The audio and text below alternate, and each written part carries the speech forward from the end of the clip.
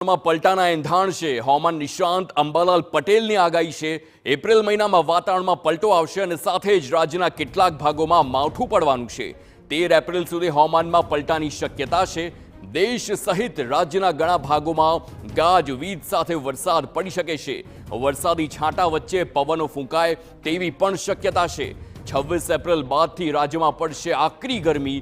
મે મહિનામાં પણ આકરી ગરમી પડી શકે છે। આ સાથે જ 10 એપ્રિલ બાદ મધ્ય ગુજરાતમાં તાપમાન 43 થી 44 ડિગ્રી રહે તેવી શક્યતા છે।